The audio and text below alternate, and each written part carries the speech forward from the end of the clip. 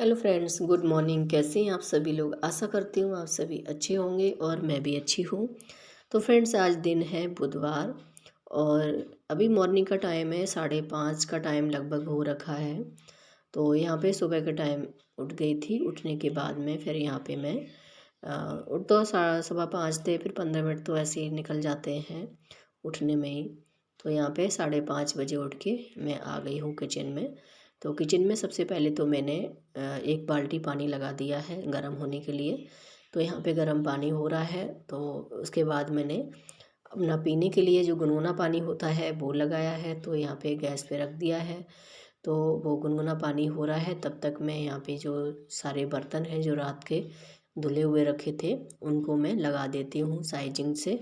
तो यहाँ पे मैंने सारे बर्तनों को लगा दिया है। उसके बाद यहाँ पे मेरा जो पानी है वो गुनगुना हो गया था, हल्का गुनगुना पीने के लायक, जैसे पीते हैं उस तरह का।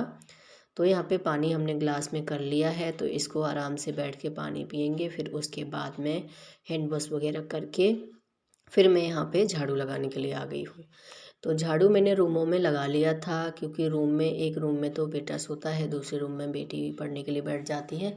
तो इसलिए रूम में नहीं लगाती हूँ, सामने से ही आपको दिखा देती हूँ। तो यहाँ पे देखिए, रूम में मतलब झाड़ू तो लगाती हूँ, मतलब दिखाती नहीं हूँ।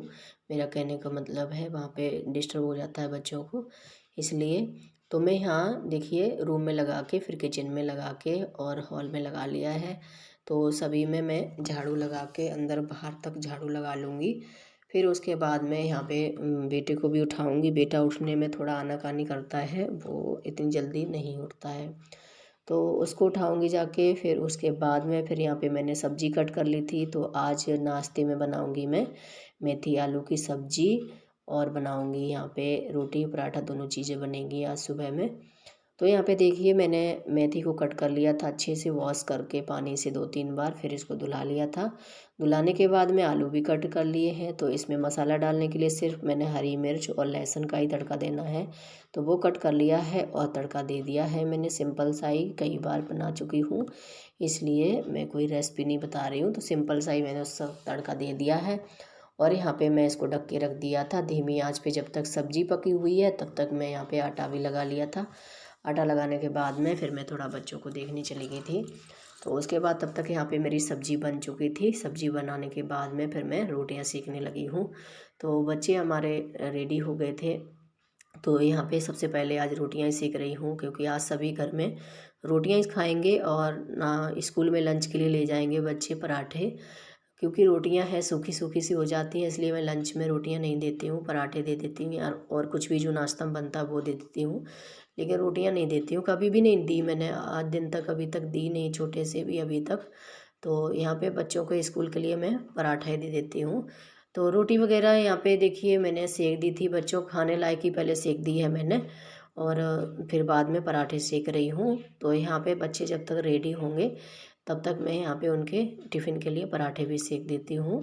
तो रेडी होके फिर बेटी यहाँ पे अपना जो है थाली लेके जाएगी, जो बच्चे खाएंगे सो।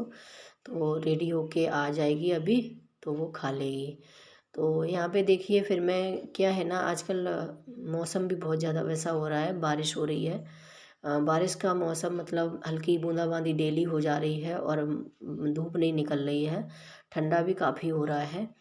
तो यहाँ पे देखिए मैंने पराठे सेक दिए थे, और सेकने के बाद में फिर मैं यहाँ पे रोटी पहले ही सेक के रख ली मैंने, पराठे बाद में सेके थे। तो पराठे भी यहाँ पे टिफ़िन के लिए सेक गए हैं। फिर मैंने थाली लगा दी है, बेटी लेने के लिए आ गई है, तो बेटी को मैंने थाली लगा के दे दी है। तो बच्चे यहाँ पे खाएंगे रोटियाँ। फिर मैंने उसके बाद में, बच्चे स्कूल चले गए थे, हस्बैंड भी ड्यूटी चले गए थे। फिर उसके बाद मैंने जो है किचन क्लीन किया है, बर्तन वगैरह धुलाए और गैस वगैरह साफ़ किया है। उसके करने के बाद में फिर मैंने अभी पोछा नहीं लगाया था, पोछा मैं बाद में लगाऊंगी, क्योंकि मैं यहाँ पे आज कुछ ना नया करने की कोशिश कर रही हूँ। क्योंकि हमें रोज़ रोज़ बेहतर से बेहतर करने की कोशिश करनी चाहिए, तो वो हमें सफलता देती है। तो वही है, यहाँ पे हम भी कुछ नया करने की कोशिश कर रहे हैं और हमें खुशी भी मिलती है। तो यहाँ पे कोशिश हमेशा हमें करनी चाहिए, कोई भी चीज़ की है, कुछ नया सीखना चाहिए, तो हमें सफलता एक दिन ज़रूर मिलती है। तो देखिए यहाँ पे मैं आज आपके साथ शेयर कर रही हूँ यहाँ पे जो फ्लावर पॉट है वो मैं पॉट बनाऊंगी यहाँ पे सीमेंट का, और टावल की सहायता से बनाऊंगी। तो यहाँ पे देखिए मैंने क्या किया, एक टावल है उसको मैंने पहले तो कट करके रख लिया है, एक हैंकी जितना आकार का टावल कट कर लिया है चौकोर में। तो यहाँ पे देखिए फिर उसमें एक बीच में छोटा सा छेद कर लिया है, क्योंकि जब हम फ्लावर पॉट में अगर वैसा भी पौधा लगाते हैं तो उसमें पानी डालते हैं तो पानी नीचे से निकल जाए इसलिए। तो यहाँ पे देखिए फिर मैंने उस टावल को कट करने के बाद में यहाँ पे सीमेंट ले लिया एक बर्तन में, और उसमें पानी से घोल लिया है। तो ना ज़्यादा गाढ़ा घोलना है ना ज़्यादा पतला, मीडियम साइज का रखना है। फिर उसके बाद में एक डिब्बा ले लिया है, और डिब्बा के ऊपर हमने पॉलीथीन लगा ली है, क्योंकि वो सीमेंट जो है लगे ना उसमें। तो सबसे पहले हमने जो सीमेंट घोला था उसमें हमने जो टावल कट किए है उसको डुबाना है।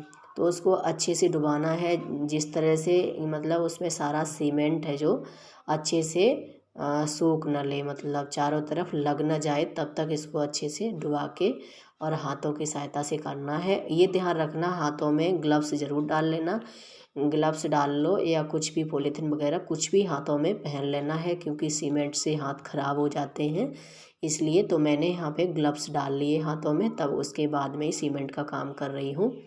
और मैंने मुंह पे मास्क भी लगा रखा है, क्योंकि उससे भी जो सीमेंट उड़ता है तो उससे भी हमें एलर्जी होती है, तो इसलिए हमने मास्क लगा लिया है। तो उसके बाद में सीमेंट को अच्छे से मैंने सीमेंट में टावल को डिप कर लिया था। डिप करने के बाद हल्के हाथों से उसको निचोड़ दिया है, जो भी पानी था उसका थोड़ा वो निकल गया और सीमेंट इसमें अच्छे से लग गया है।